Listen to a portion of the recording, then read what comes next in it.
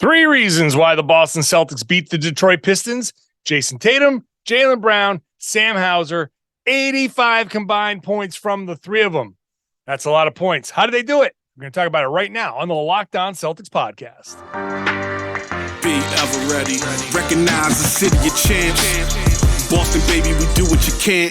Locked on number 18, Tatum and Brown, J-team, step back. We gon' wet that and slay teams. Of course, the Celtics, who else could it be? Screaming like KG with the Larry O.B.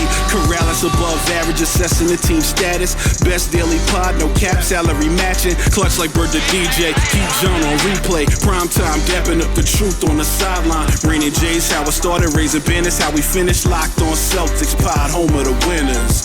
B. Hey there, welcome back to the Locked On Celtics podcast here on the Locked On Podcast Network. It's your team every day, and I'm here for you every day with a free, fresh podcast that drops directly to your device when you're subscribed. So subscribe, use your whatever your favorite app is, or if you want to watch the show on YouTube, it's there as well. I do enjoy the fact that you make this show your first listen every day. I'm John Karalis, former professional basketball player, now covering the Celtics for Boston Sports Journal.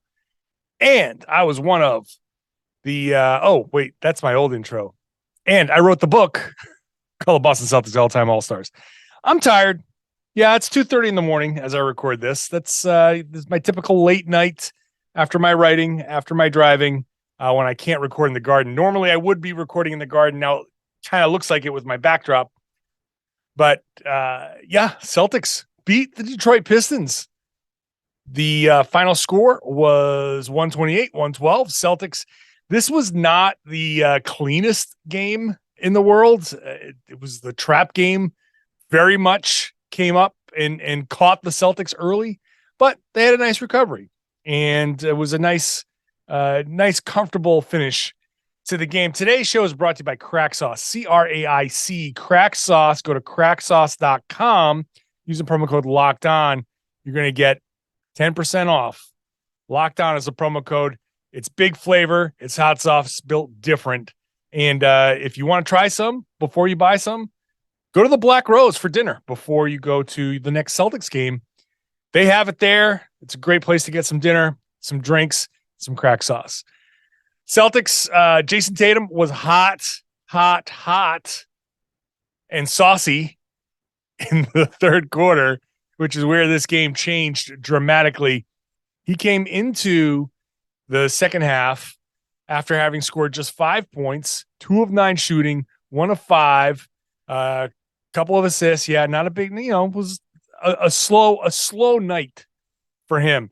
Jaylen Brown did all of the work in the first half, 17 points on 5 of 8 shooting. He carried the load. Sam Hauser backed him up very nicely, 5 of 8 shooting in the first half for 12 points. A very nice split, half and half, 12 in the first half, 12 in the second half. But then Tatum woke up in the third quarter and just laid the hammer down. 16 points in 5 minutes is an outrageous number. To score 16 points in 5 minutes it's hard to fathom how good you have to be to score 16 in 5. But he did it, and he played a total of 7 minutes. So the last 2, he didn't do much, except maybe miss a shot. But 16 points in that second quarter, in that third quarter, I should say. But then Jaylen Brown had dipped his toe into the scoring well a little bit, and Hauser had 6 in that third quarter too. So Tatum starts it, Jaylen and Sam Hauser finish it. Nice balance between these guys throughout the course of this game. Like I said before, it didn't start out great. The first half was a ton of offensive rebounds, 9 offensive rebounds for the Pistons in the first half, 15 overall. I wrote in my preview that this was how the Pistons can win. On Boston Sports Journal, I do a preview every day, my live coverage every game. I'll read it directly. How Detroit wins. They have the league's 4th best free throw rate and 8th best offensive rebounding percentage coming into this game. So we knew they're going to do 2 things: draw fouls and offensive rebound. They are 10th. They came in 10th in the NBA in putback points. And in their wins, they're averaging 7 more free throws and 7 more attempts as well than in their losses. So what did they do in this game? They had 40 free throw attempts. They got to the line a ton. They outscored the Celtics 31-16 from the line. So they outscored the Celtics by 15 from the line. The second chance points were Pistons 21 to the Celtics 12. Celtics win this game because they get 18 3-pointers to Detroit 7. And they get the monster performances. The Celtics are able to turn turnovers into points, 15 points off of 13 Pistons turnovers. And they just were able to do those little things more. And it was obviously Tatum hitting his shots, 5 of 11 from 3, Jaylen Brown hitting his shots, and Sam Hauser hitting his shots, getting you 6 of 12 from 3. So the Pistons came in and did exactly what we thought they would do. That the numbers bore that out. And you want to see better, consistent performance. I don't know why the Celtics have to wait a little bit, but at the same time, the Celtics aren't alone in this kind of phenomenon.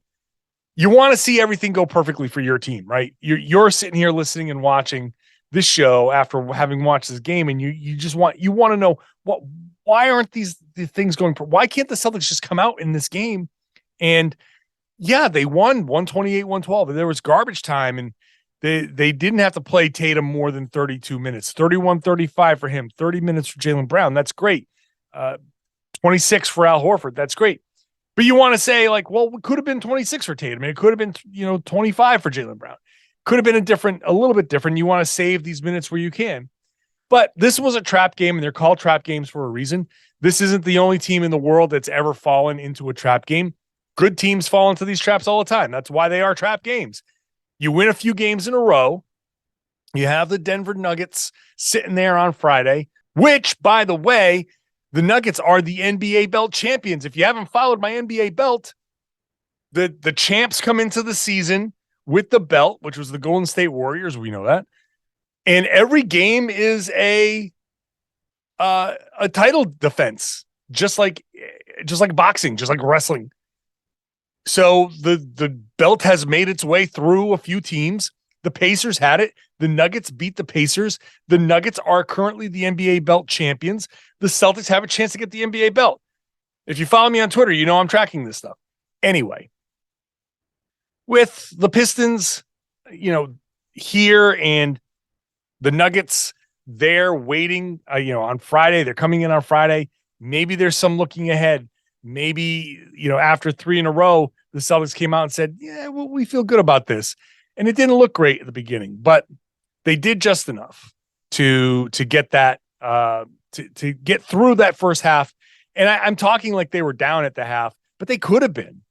And it's just the Pistons are just so bad. The Pistons are bad. B-A-D, capital B, capital A, capital D. Bad meaning bad, not bad meaning good. Bad. They shot 32% in the first half. They missed everything at the rim. They missed like almost everything at the rim. The fact that they have 17 makes in that first half was amazing to me. The Celtics were up 63-49 going into the half. So they kind of did their job. But boy, if the Pistons were anywhere just near close to, if they were just below average, they might have had a lead at the half. They didn't have to just be average. They'd just be just a little bit below average. Where they were actually was the cellar underneath, buried underneath the cellar. Somewhere in the Earth's mantle is where the Pistons were. That's how low they were. But Celtics get the job done. All right. Focusing more on some of these other guys coming up next. First, let's talk about LinkedIn and LinkedIn Jobs. As I've been saying, I know how small businesses operate. Small businesses need to find the right people. And when you need to find the right people, you need a pool of people that you can choose from. You don't want to get lucky with that one person that shows up and you go, oh, phew, all right. No, you want to pick from 5 or 6 or 10 and whittle it down. That's what LinkedIn Jobs does. It helps you find the right people for your team faster and for free. A few clicks, you create your job post, super, super easy. Then you add your job and the purple hiring frame to your LinkedIn profile, spread the word. Then, once that word is out there, simple tools like screening questions make it easy to focus on candidates with just the right skills and experience. Now you're whittling them down. Now you're really getting to the heart of finding the right people. You're prioritizing who you'd like to interview and hire. This is why small businesses rate LinkedIn Jobs #1 in delivering quality hires versus the leading competitors. LinkedIn Jobs helps you find qualified candidates that you want to talk to faster. Post your job for free at linkedin.com/LockedOnNBA. That's linkedin.com/LockedOnNBA to post your job for free. Terms and conditions apply. Thanks for making Locked On Celtics your first listen every day. Now, after you're done with this podcast, listening all the way through to the end, then your next podcast comes up and it should be Locked On Sports Today because it has all the games that matter from across the sports world, the biggest stories in all of sports, and you go beyond the scoreboard, behind the scenes, local experts at the Locked On Podcast Network, unprecedented stuff. You're not going to get this kind of insight anywhere else. So it only takes 20 minutes or so to listen to this podcast. Then you're going to sound like you have all the sports knowledge in the world when you are talking about stuff around the water cooler. Check it out after you're done listening to this podcast, wherever you got this one, or watch the show on YouTube. Malcolm Brogdon left the game at halftime. This is I tweeted out that news, and Indiana folks started retweeting it, and with the comments, it begins. This is the fear with Malcolm Brogdon. It's a right hamstring, something or other, tightness. He felt some tightness.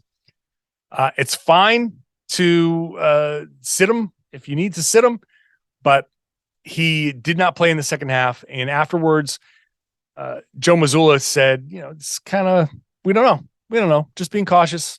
So downplayed it, but we'll see. If they're just being cautious, that's fine. If it costs them a game, that's fine. I wish it didn't cost them a game against the Denver Nuggets. I wish it cost them the next game against Detroit again in Detroit. But we'll see. We'll see how that goes. Right now, I'm not too worried. Also, slightly more concerned, but not worried about Tatum's left wrist. I asked him after the game about the left wrist, and he said, same wrist, same area, but different, sort of a different thing. So it's not the fracture, it's something different. My concern about this is one fall where you're bracing yourself with that left wrist, or you fall and maybe you would feel good about bracing yourself with that left wrist, but you don't because it's hurt. And then you churn yourself and maybe you hurt a shoulder or an elbow or something like that, that you're trying. So I feel like I'm being a little too negative after a win, but it's just a couple of things here that obviously the start of the game bugged me a little bit, but it's not that big of a deal. And the injury stuff is a little bit scary there, but not concerned, not too concerned, a little bit concerned. There's a minor concern. Something to watch for. But he said, hey, I'm going to deal with it. I'm going to tape it up. I'm going to go out. I'm going to play. Hey, he didn't show any signs of that wrist bothering him, so he's fine. I am impressed with how closely these stat lines work with one another. So Jayson Tatum, 31 points. Jaylen Brown, 30 points. Jayson took 10, was 10 of 20. Jaylen was 11 of 19. Now, Jaylen was 2 of 6 from 3, and Jayson was 5 of 11. Both of them were 6 of 7 from the line. That's nice. Jaylen rebounded better. He had 7 rebounds and 3 assists, where Tatum just had 1 rebound and 5 assists. They each had a steal and 1 turnover for Jayson Tatum, no turnovers for Jaylen Brown.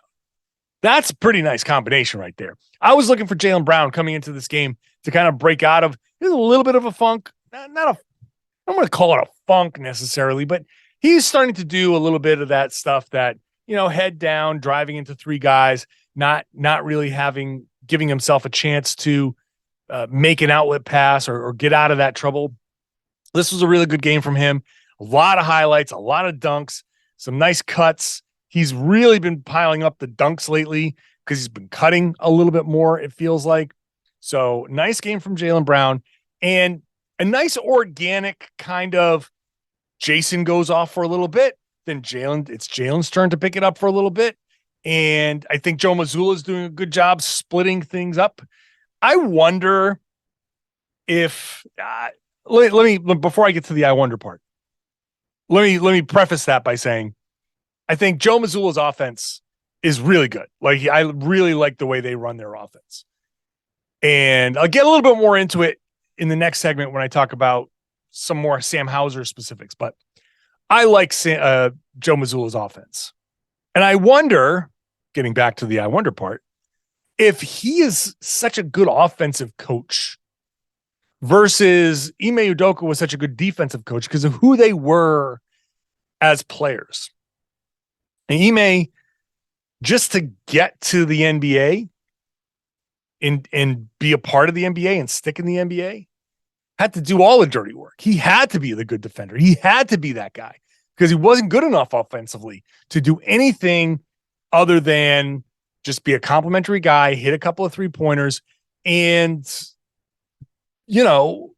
be the tough defender, take on the biggest challenge, and do all the dirty work, like I said. And that's who he is as a coach.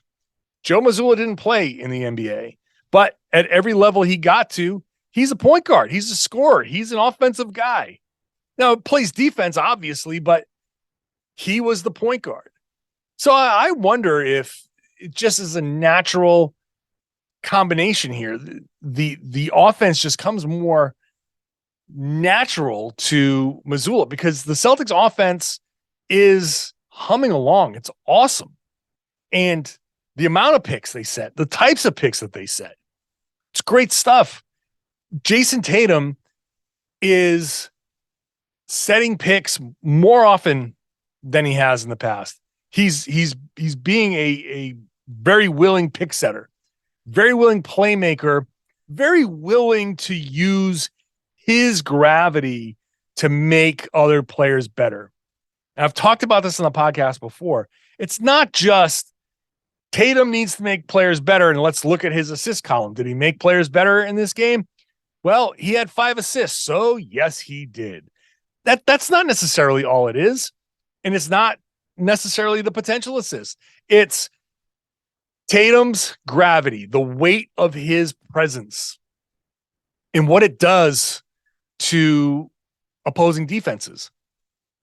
And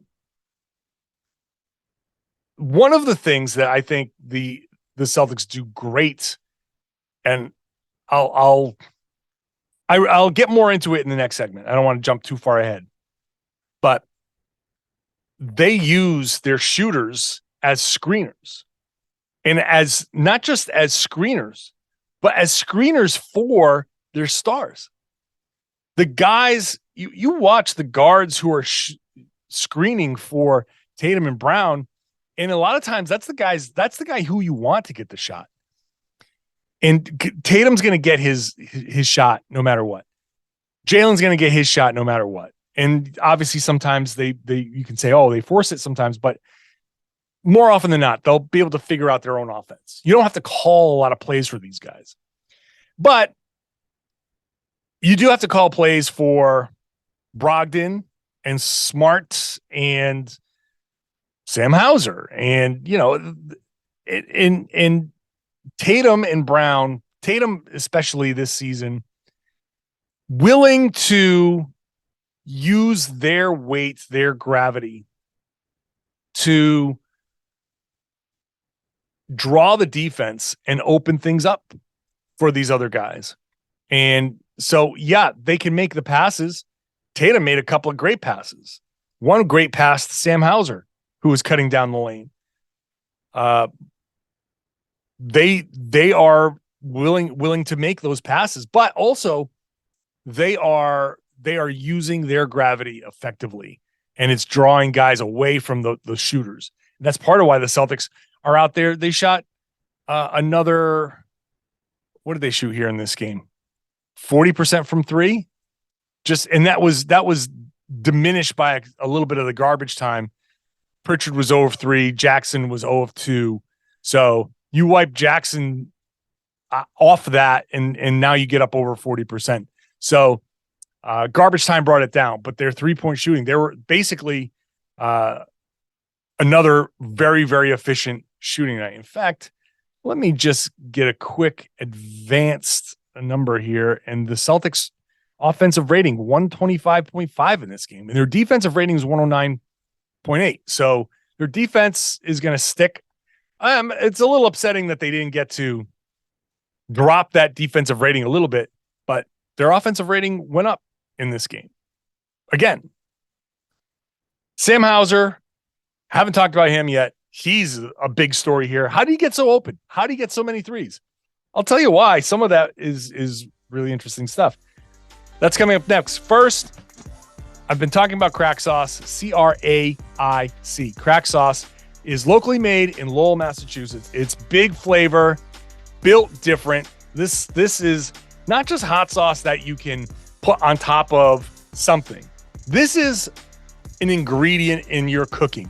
If you're interested in cooking at all, and this is great time of year for it because you're making soups and chowders and heavier stuff. There were a little bit of heat can really do it some justice. Crack Sauce has these big flavors that you can cook with, and it's all locally sourced stuff. They're in Lowell, Massachusetts. It's a Celtics fan who's making this. So if you're supporting a local small business, so important to do that. A Celtics fan, hey, let's keep it in the family, right? Support a Celtics fan and get yourself. Honestly, I just got a big shipment of this, and I'm excited for it because I'm going to use it a lot of different ways. Put it in my eggs in the morning. I put it in some of the stuff that I'm cooking. I like to cook with a lot of fish. There are different styles. It's awesome. Go to cracksauce.com, CRAIC sauce.com. You'll not only get to read all of what this sauce is really about, you're going to get 10% off with the promo code Locked On. Locked On gets you 10% off. Great stuff, locally sourced. Big flavor, hot sauce, built different. Cracksauce.com. I haven't talked about Marcus Smart yet. Another 11 assists in this game. 11 assists, 1 turnover. So in the last now 3 games, it was 23. So this is 34 assists and 4 turnovers. Just soak that in. Just soak in that number. 34 assists and 4 turnovers in the last 3 games. I don't care that he was 1 of 6, 0 of 4 from 3. I think he took 1 quick one, and the rest were okay. Maybe two shots that I didn't like out of the 6. Okay. 11 assists, 2 steals, 1 turnover, just 2 fouls, 3 rebounds, and the highlight play, diving out of bounds, somehow saving it up to Jayson Tatum, who got the dunk on the other end. That was an awesome play. That was a very Marcus Smart play. Diving about 2 feet away from Deuce. Deuce Tatum was there on the sidelines. Knowing their relationship, I'm surprised Deuce didn't go over there and drop a big elbow on Marcus Smart. But that was an awesome play. Marcus Smart continues to be playing. Basically, I've said it the past 3 nights. Marcus Smart's playing perfectly for his role in this. The only thing is, I'd like to see him hit more shots. But if he's only taking 6 shots a game, fine. I would like to see those start to fall. I know he would like to see those start to fall. But the 11 assists, he's patient. He sees the floor. Really, really playing well. All right, Sam Hauser. He's kind of the man of the night in a lot of ways. 9 of 15 shooting, 6 of 12, 24 points, career high 24 points. He'll drop a 30 spot in one of these games soon. How does he keep getting so open? I wrote that story on Boston Sports Journal. And obviously there are like a few different ways. So you get the driving kick, right? He's the shooter on the floor next to Tatum and Brown and all these other guys. And they're all going to, Derek White, one of the plays I highlight is Derek White getting into the paint, and Hauser just does a cut across the baseline, and he's out in the corner. Against defenses like this, just standing in the corner, he's probably going to get a couple, 2-3 shots just out of that. Fine. Transition, push the ball. They push after a make, push whatever, like, just get out there and push. Put pressure on a defense like this, especially Detroit's defense. Put pressure on them to get back and match up. They didn't match up, and Hauser will get a couple of 3-pointers in transition just because that's an easy way to get those 3-pointers. But then they do some things like they are very good at reading. Hey, are they switching? Well, they run a play with Tatum and was Malcolm Brogdon out there on the corner, and those guys they're gonna keep guys they're gonna lock down those corners. They're gonna hold those corners, and because they're switching, Grant Williams goes into a pick and roll with Derek White, and then he picks his own man. That's a great play when a team is switching. So he comes down and sets he appears that he's going to set a screen for Sam Hauser. They're switching. So Hauser's guy says, okay, I'm going to switch onto Grant's guy, and Grant's guy is going to end up switching out to Hauser. So Grant, before he even goes to, it looks like he's going to set a pick on Hauser's guy, and then he just turns and sets a pick on his own guy because his own guy is going to switch and become Hauser's guy. Very smart offense. When you're switching and they're aggressive about the switch, you pick your own man, and that guy popping out wide open. And that was Sam Hauser. Very wide open, didn't touch the rim, very easy shot. They're also using, as I said before, Sam Hauser as a screener. Sam as the screener in one of these plays, especially, you're setting a screen for Tatum to go down into the corner. And because there's some confusion, there's a switch that doesn't get communicated. And now Hauser comes back up, and there goes Luke Cornett to pick off the guy that was supposed to switch onto Hauser and gives him a wide open shot. Using Sam as the screener for Jayson Tatum is a very smart move because teams, especially these bad teams, are going to overreact to Tatum. It doesn't matter who Hauser is right now. They're going to overreact to Tatum, and you want them to do that. You want it to seem like Tatum is going to try to score, and he's getting into that corner. You're running this pick and roll, and you think, okay, I got to worry about Tatum in the corner because I'm not going to give an MVP candidate that shot. And the guy chasing Tatum is forgetting what his assignment is, because I'm not going to give Tatum that shot either. So Hauser ends up just getting the wide open shot. Very simple.